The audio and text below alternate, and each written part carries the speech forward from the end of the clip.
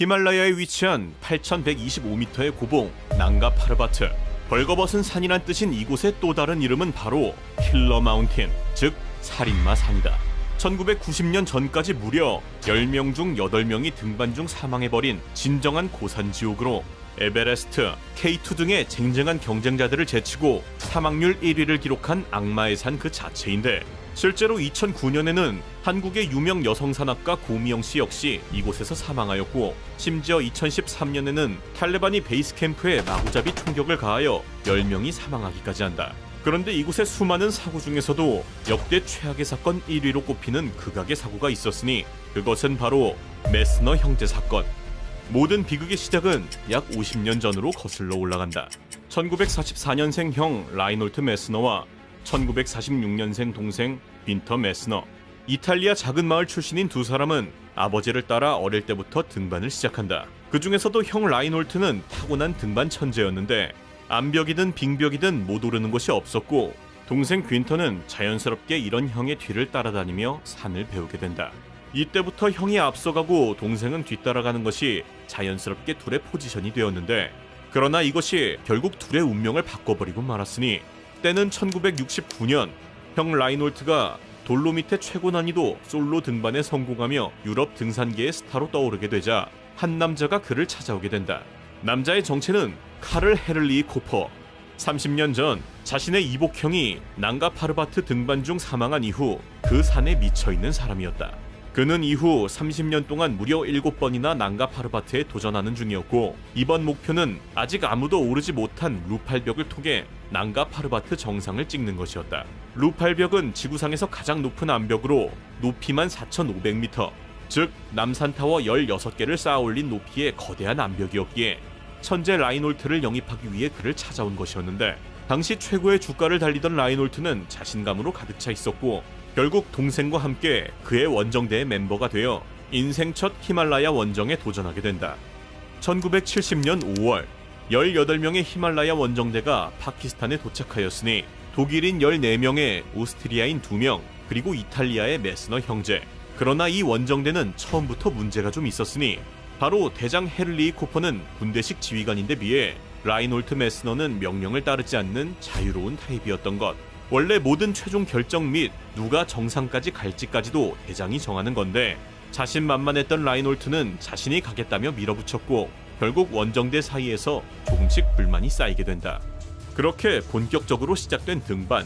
베이스 캠프를 시작으로 캠프 4까지 한 단계 한 단계 올라갈 때마다 산소가 줄어들고 기온은 떨어졌으며 출발 한 달이 지나서야 마침내 도착하게 된 해발 7,350m의 마지막 캠프 5. 이곳부터 정상까지 남은 거리는 겨우 800m 남짓이었으나 이때부터는 언제 죽어도 이상하지 않은 죽음의 구간이었기에 정상 공략을 위해서는 만발의 준비와 함께 완벽한 날씨가 필요했다. 이를 위해 비교적 외부와 통신이 자유로운 산 아래쪽 베이스 캠프에 남아있는 인원들이 산의 날씨를 체크하여 신호탄을 쏘아주기로 하였고, 날씨가 좋으면 파란색을, 폭풍 경보면 빨간색 신호탄을 발사해주기로 한다. 그리고 이날 밤 베이스 캠프에서 신호탄 하나를 쏘았으니 바로 빨간 신호탄, 즉 정상 공략 불가의 신호다. 그런데 여기서 한 가지 충격적인 반전이 있었으니 바로 신호탄 색깔이 바뀐 것. 즉 실제로는 날씨가 좋았는데 빨간색으로 잘못 쏘았던 것이다. 이 중대한 실수가 누군가의 고의인지 아니면 단순 우연인지는 알 수 없으나 여기서 한 번 더 반전이 일어나게 되었으니 형 라이놀트는 이 신호탄을 보고 오히려 빨리 올라가겠다고 결정한 것. 그렇게 그날 새벽 2시 그는 혼자서 빠르게 정상을 정복하고 오려는 생각에 조용히 텐트를 나섰고, 그는 동생 귄터와 친한 동료 바우어에게만 이 사실을 알리게 된다. 그러나 이 행동으로 결국 누군가는 목숨을 잃게 되고 마는데, 시커먼 밤 난가 파르바트의 메르클 쿨루아르. 발 한 번 잘못 디디면 4,000m를 그대로 추락하는 이 빙벽을 라인홀트는 혼자 오르고 있었다. 그런데 아래서 누군가가 뒤따라오는 것이 보였으니 바로 그의 동생 귄터였다. 언제나 그렇듯 형이 가는 걸 보고 뒤따라온 것인데, 문제는 귄터의 장비. 애시당초 귄터는 그날 밤 정상 등반 계획을 가지고 있지 않았기 때문에 산소통은커녕 식량이나 로프 같은 기본적인 장비조차 부족했다. 그러나 정상까지 남은 거리는 불과 350m. 이대로 홀로 동생을 돌려보낼 수 없었던 라이놀트는 결국 정상까지 함께하게 된다. 찢어지는 추위와 몸을 부수는 듯한 강풍, 고도가 높아질수록 윈터의 발걸음은 눈에 띄게 느려졌고 입술은 파래졌으며 눈은 풀리기 시작하였으니 명백한 고산병 초기 증상. 그러나 여기서 멈추면 둘 다 죽기 때문에 앞으로 나아갈 수밖에 없는 상황. 그렇게 숨을 3번 쉬고 한 발짝을 옮기는 지옥의 한 걸음 한 걸음을 끝없이 반복한 결과 형제는 결국 낭가 파르바트 정상에 서게 된다. 산소통 하나 없는 루팔벽 최초 등정, 인류 최초의 기록이었다. 그러나 영광도 잠시, 진짜 문제는 이때부터 시작이었으니 올라왔던 4000m의 빙벽 루팔벽을 곧바로 다시 내려가야 한다는 것. 그런데 이때 결국 쌓여왔던 윈터의 고산병이 터져버리고 말았으니 8000m급에서의 고산병이 온다는 것은 아예 뇌가 부어버리는 증상으로 판단력은 사라지고 환각이 오며 몸을 가누지 못하게 된다. 그리고 이 상태로 수직 빙벽을 내려가는 건 그야말로 사형선고나 다름없었는데 히말라야 낭가 파르바트 정상 라인홀트 앞에는 2가지 선택지가 있었다. 첫 번째는 익숙한 루팔벽으로 다시 내려가는 것. 하지만 이 경우 고산병인 동생은 99% 확률로 추락한다. 두 번째는 반대편 디아미르 벽으로 내려가는 것. 이곳은 경사가 좀 더 완만하여 그나마 동생과 함께 시도해볼 수 있는 곳이긴 하나 디아미르 벽 루트는 아직 인류가 가보지 않은 미개척지대. 어디에 크레바스가 있는지, 어디서 갑자기 눈사태가 일어나는지도 알려지지 않은 미지의 길을 이 상태로 내려간다는 것은 그야말로 정신 나간 행동. 그러나 동생과 함께 내려가려면 선택지가 없었다. 그렇게 시작된 디아미르 벽으로의 하산. 곧바로 해는 저물었고 둘은 8000m의 어둠 속에서 텐트도 침낭도 없는 야외 취침을 시작한다. 영하 30도의 추위 속에 손가락 끝은 이미 감각이 없었고 동생 윈터는 이제 의식조차 점차 오락가락해지기 시작한다. 그렇게 서로를 끌어안아 체온으로 버텨내는 영원 같은 밤이 지나고 다음날 아침, 두 사람은 낭가 파르바트의 미지의 벽을 이틀째 내려가고 있었다. 윈터의 상태는 점점 더 나빠졌고 라인홀트도 점차 발가락의 감각을 잃어가고 있었는데 밤이 되면 기온은 영하 40도 밑으로 떨어졌고 낮에는 눈이 녹으면서 눈사태 위험이 높아졌기에 실제 내려갈 수 있는 시간은 하루에 단 몇 시간뿐. 그래도 한 가지 희망적인 것은 조금씩, 아주 조금씩 고도를 낮추며 내려가고 있다는 것. 그리고 하산 3일째, 마침내 둘은 지옥 같던 빙벽을 거의 다 내려오게 된다. 늘 그랬던 것처럼 형 라인홀트가 조금 앞장섰고 동생 윈터는 뒤를 따라오고 있었는데 그렇게 정신없이 한참을 내려오다 뒤를 돌아보니 윈터가 사라졌다. 5분, 10분, 30분. 아무리 불러도 윈터는 대답이 없었고 뒤에는 작은 눈사태가 지나간 흔적만이 남아있었다. 라인홀트는 동상이 걸린 맨손으로 피가 나게 눈을 팠고 그렇게 동생의 이름을 부르며 하루 종일 눈밭을 헤맸으나 동생은 끝내 나타나지 않았다. 그렇게 라인홀트는 동상으로 시꺼매진 발을 끌고 혼자 며칠을 더 내려왔고 결국 현지 목동들에게 발견되게 된다. 그렇게 동생을 잃고 동상으로 발가락 7개를 잘라내며 가까스로 고향에 돌아왔지만 그런 라인홀트에게 기다리고 있었던 건 동생을 죽인 형이라는 세상의 손가락질. 그렇게 라인홀트는 그의 원정대 대장이 그랬듯 자신의 형제를 낭가 파르바트에서 잃고 반복해서 낭가 파르바트를 올라가 보지만 동생의 흔적조차 발견하지 못한다. 그 뒤 라인홀트는 무언가 홀린 듯 발가락 7개가 없는 발로 전세계 산대를 올라가기 시작했고 1978년 에베레스트를 산소통 없이 세계 최초 등반, 1980년 세계 최초로 혼자 에베레스트를 등반해 성공.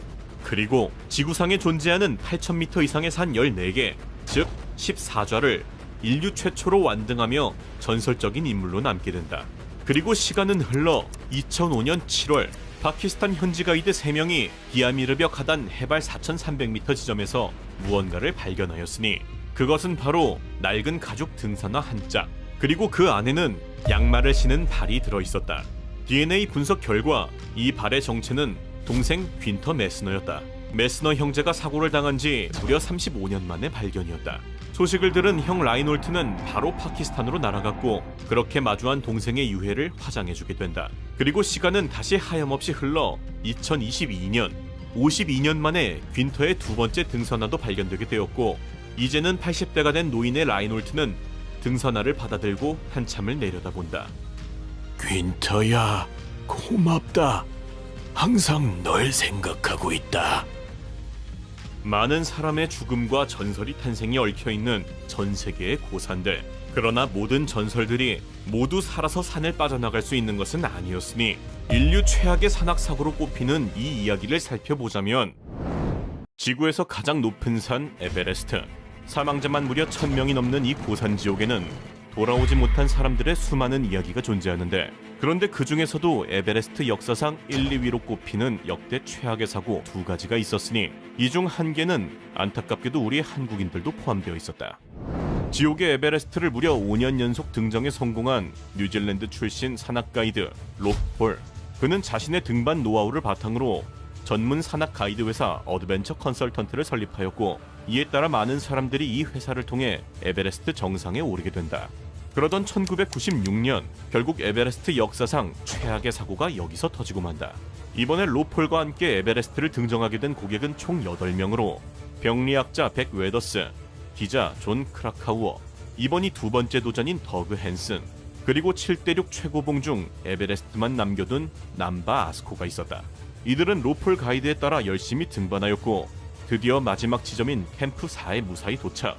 이제 데스존만 통과하면 마침내 정상에 도달하는 상황이었는데, 고도 약 7,950m부터 8,800m 꼭대기까지의 구간을 가리키는 이 데스존은 말 그대로 수많은 사람들이 죽어나가는 구간으로 산소 농도가 인체에 치명적인 수준으로 낮기 때문에 산소통을 메고 가는 것은 기본. 그마저도 이 구간에서 20시간을 넘게 보내는 순간 거의 죽음 확정이기에 산소가 고갈되기 전 정상까지 빠르게 올라갔다 하산하는 것이 핵심 포인트인데, 이를 잘 알고 있던 로폴 일행 역시 캠프 4에서 밤 00시에 출발하여 낮 14시에 복귀하는 것을 목표로 최후의 도전을 시작한다. 그렇게 캠프 4를 출발한 지 4시간이 지나 고도 8,400m에 도착했을 무렵 로폴과 함께 오르던 백 웨더스 갑자기 자리에 쓰러지게 된다.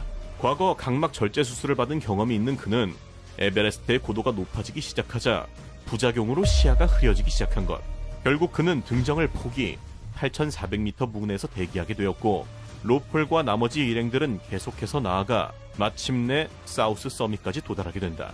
사우스 서밋은 정상에서 불과 130m 떨어진 좁은 구간으로 인원이 한 번에 한 명씩만 통과할 수 있기 때문에 시간이 매우 지체되는 구간으로 유명한데, 이날은 하필 로폴의 팀 외에도 수많은 사람이 있었기에 엄청난 대기 시간이 발생하게 되었고, 결국 20시간의 시간 제한과 강력한 추위, 산소 부족으로 인해 결국 수많은 일행들이 정상을 겨우 130m 앞에 두고 발걸음을 돌리게 된다. 그리고 마침내 캠프 4를 출발한 지 14시간 만에 로폴과 크라카우어, 야스코만이 정상에 도달하게 되는데, 그 밖에 8,400m 지점에서 대기 중인 백 웨더스와 아직 정상을 향해 올라오고 있는 더그 헨슨이 있었는데, 더그는 1년 전에도 이미 롭과 함께 등정을 시도했다가 아쉽게 실패했던 경험이 있었기에 이번만큼은 죽기 살기로 올라가는 중이었다. 정상을 찍고 하산하던 로폴은 올라오던 더그와 마주쳤고, 이제 시간이 얼마 남지 않았기에 돌아가야 한다고 설득하였지만 또다시 포기할 수 없었던 더그는 이를 완강히 거절. 결국 더그를 모른 척할 수 없었던 롭은 그와 함께 다시 정상으로 향하게 된다. 그렇게 꿈에 그리던 에베레스트 정상에 도달하게 된 더그. 그러나 기쁨도 잠시. 곧 사상 최악의 강력한 폭풍이 들이닥치기 시작하는데, Space of several, the wind just comes in like a freight train. I mean, it really blow it. It's very, very cold, and it turns into a whiteout. 결국 하산하던 롭과 더그는 정상에서 겨우 40m 내려온 뒤 고립되게 되었고, 결국 더그의 산소통 산소마저 다 떨어지게 된다. 결국 롭은 더그에게 줄 산소통을 찾으러 떠났고, 저산소증으로 정신이 희미해지던 더그는 그대로 세상을 떠나게 된다. 그리고 롭 또한 한치 앞을 볼 수 없는 눈보라 속에서 그대로 실종되게 되는데, 한편 하산 중이던 야스코와 존 크라카우어는 8,400m에서 대기 중이었던 백 웨더스를 발견, 함께 내려가고 있었는데, 그러나 날이 미칠 듯한 폭풍에 이어 날까지 어두워지자 한치 앞도 볼 수 없었고, 결국 그들 역시 그곳에 그대로 고립되게 된다. 몇 시간 뒤 간신히 구조대가 도착하였으나 백 웨더스와 야스코는 이미 의식을 잃은 상태. 3명 중 유일하게 존 크라카우어만이 무사히 구조되게 된다. 그렇게 시간은 흘러 죽음의 20시간을 훌쩍 넘은 다음날 오전 5시, 캠프에 모두가 포기하고 있던 그때 롭으로부터 한 통의 무전이 오게 된다.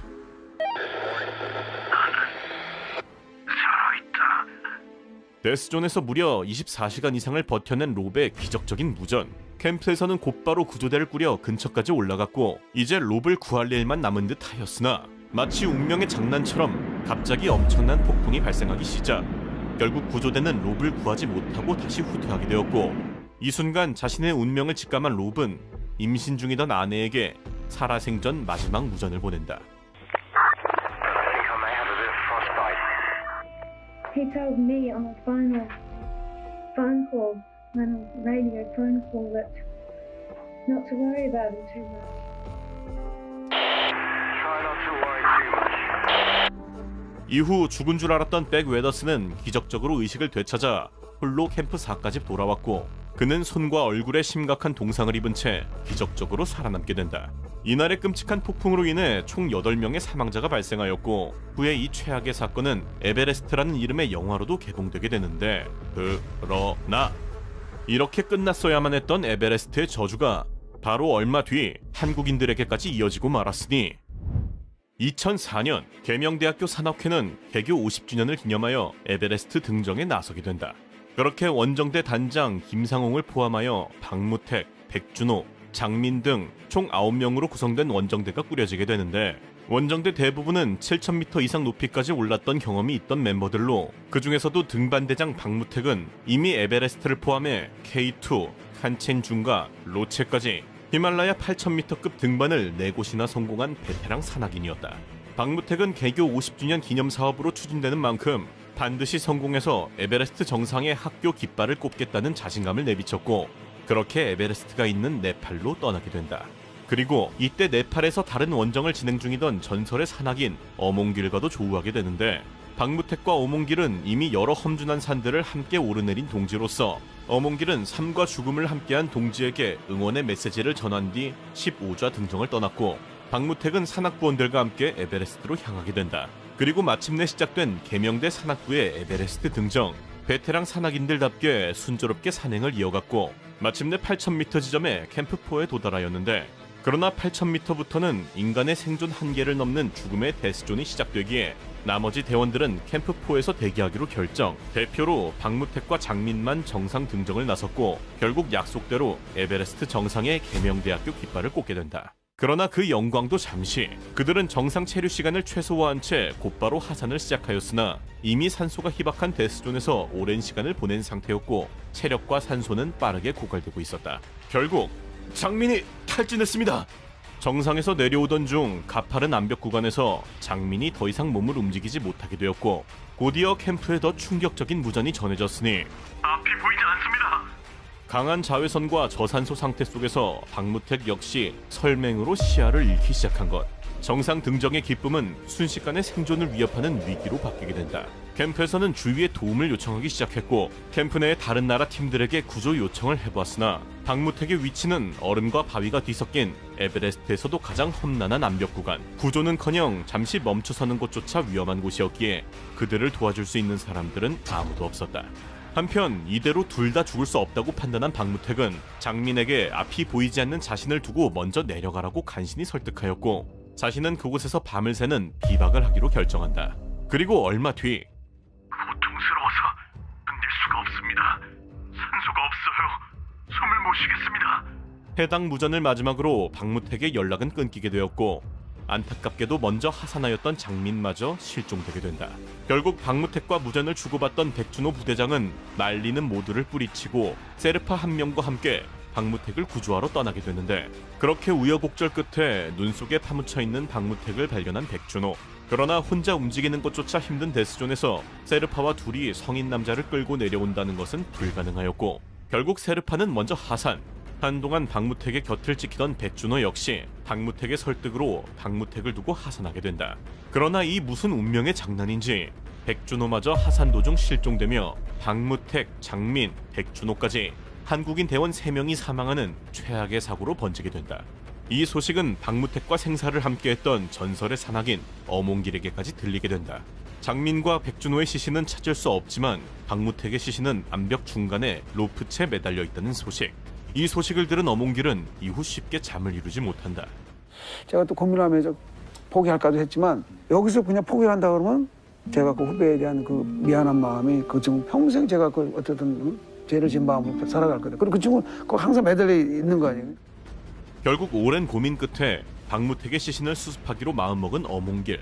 사실 자신의 목숨조차 위험한 에베레스트 데스존에서 누군가의 시신을 수습해온다는 것은 자살 행위나 다름없기에 동료의 시신은 수습하지 않는 것이 전세계 산악인들의 암묵적인 규칙이었는데, 그러나 목숨이 달린 프로젝트임에도 어몽길, 박무택과 함께 산을 올랐던 동료들이 하나둘씩 모여들기 시작하였고, 결국 동료 대원의 시신을 외롭게 둘 수 없다는 우정 하나로 휴먼 원정대가 꾸려지게 된다.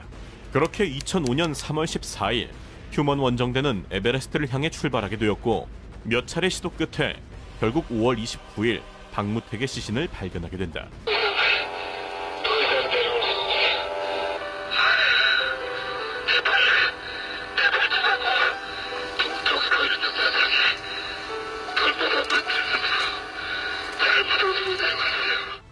지금도 산 어딘가에는 돌아오지 못한 사람들의 흔적이 그대로 남아있다.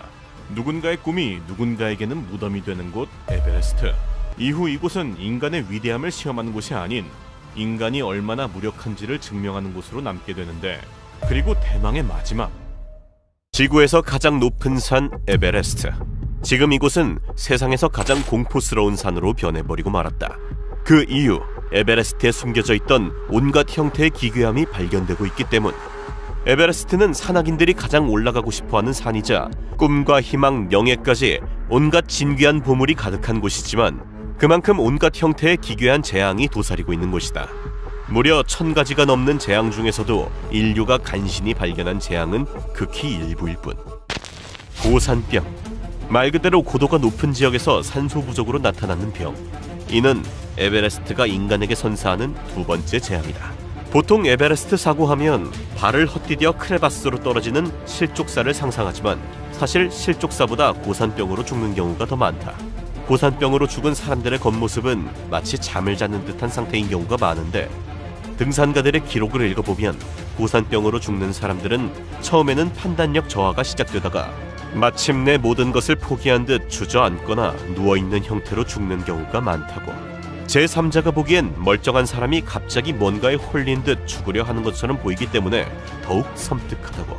이러한 이유로 죽은 지역에 배낭만 남겨져 있는 경우 항상 시신은 멀지 않은 곳에서 발견된다고 한다. 그런데 진짜 충격적인 사실은 아직까지 구독을 하지 않고 보는 사람이 있다는 거다. 구독을 하지 않으면 우리는 함께 할 수가 없다. 지금 바로 구독과 좋아요 눌러주고 앞으로도 극한 세상 탐험 계속 함께하자. 셰르파는 네팔의 특정 민족을 부르는 이름인데, 보통 히말라야 등산 가이드를 해주는 네팔인들을 칭한다. 이 사람들이 없다면 에베레스트 등정 자체가 지옥이라는 말이 있을 정도로 에베레스트에서 셰르파의 역할은 절대적이다.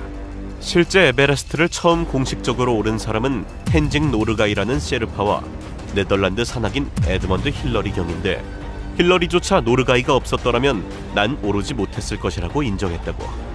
보통 고산족 출신들이 많기 때문에 일반인들보다 고산병과 고지대에 잘 적응하고 산에서 나고 자라 등산에 대한 기술과 지식이 뛰어나다. 보통 돈 받고 길 안내와 짐 나르기, 텐트 설치 등을 맡아준다고.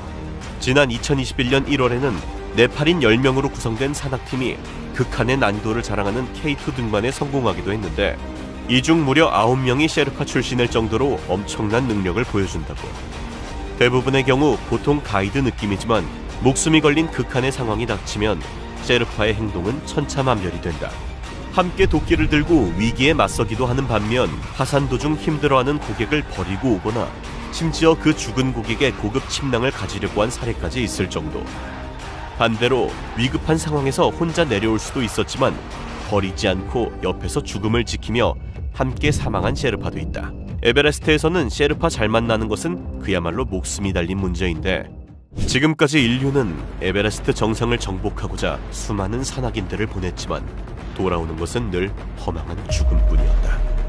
2명의 인간 대표가 마침내 이 죽음을 뚫어내기 전까지는.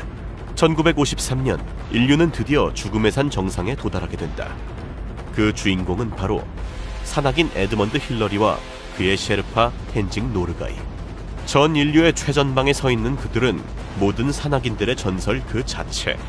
심지어 셰르파 텐징은 정상 앞에 먼저 도착했음에도 힐러리를 기다렸다가 힐러리가 최초로 정상에 설 수 있도록 하였고, 덕분에 최초 등정자에는 2명의 이름이 함께 적혀있다고.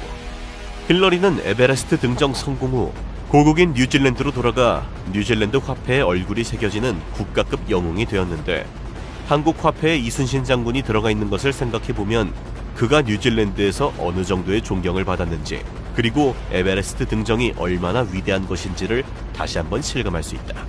실제 한국에도 이 위대한 길에 도전했다가 사망한 경우가 많은데 2004년 한국 계명대학교 등산부는 에베레스트 등정에 도전했다가 결국 영원히 돌아오지 못하게 된다.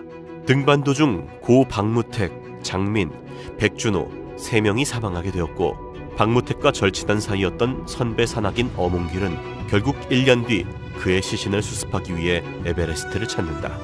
그리고 마침내 박무택의 시신까지 발견하였지만 너무나 처절한 환경 속 도저히 시신과 함께 내려올 수 없었기에 결국 에베레스트에 박무택을 묻고 돌무덤을 만들어준 일이 있었고 이 위대한 프로젝트를 다룬 황정민 주연의 영화인 히말라야가 개봉하기도 했었다. 그런데 너무나 수많은 죽음이 남아있는 에베레스트. 왜 이렇게 이곳에서 시신을 회수해오는 것이 어려운 것일까? 일단 시신의 체중과 장비 무게도 무게이지만 이렇게 동사한 시신의 경우 눈과 얼음이 쌓이기 때문에 무려 100kg이 넘는 무게를 갖게 된다는 것. 또한 사망을 했다는 것은 그만큼 극한 상황이란 뜻으로 같이 등반한 대원들도 본인이 살아남기 급하니 도저히 시신을 끌고 내려올 수가 없다. 시신 회수를 위해 등반대가 다시 가는 경우도 있지만 단순 돈이 문제가 아니라 회수 과정에서 회수팀 역시 죽을 수 있기 때문에 산에 시신만 한 구 더 생기는 꼴. 이 때문에 남겨진 시신들은 미라가 되어 에베레스트에 영원히 남겨지게 된다. 그나마 골짜기에 떨어져 죽은 경우 빙하에 묻혔다가 수십 년 만에 하류로 밀려 내려오는 경우도 있기는 한데 이렇게 버려진 시신이 에베레스트에만 200구가 넘는다고. 산을 좋아하던 산악인이 에베레스트에 묻혔으니 유가족 입장에서는 그대로 두는 것도 좋겠다고 생각하는 경우가 많다고 한다. 모든 산악인의 꿈 에베레스트. 너무나 수많은 생명들이 그곳에서 생을 마감하자 결국 네팔 정부는 등정 자격을 크게 제한하는 특단의 조치를 내린 상태. 허가비를 약 5천만 원 가까이로 높이고 6,500m 이상 등반 경험이 있는 등산객에게만 에베레스트 등반 허가를 내주고 있다고. 그러나 세계 최고라는 타이틀은 인류의 욕망에 불을 지피기에 충분했고 수많은 죽음이 있는 그곳에서는 계속해서 새로운 죽음과 영광이 영원히 반복되고 있다. 인간이 멸망하는 그날까지 동심 파괴의 극한 세상 탐험은 계속된다. 구독하고 또 보자.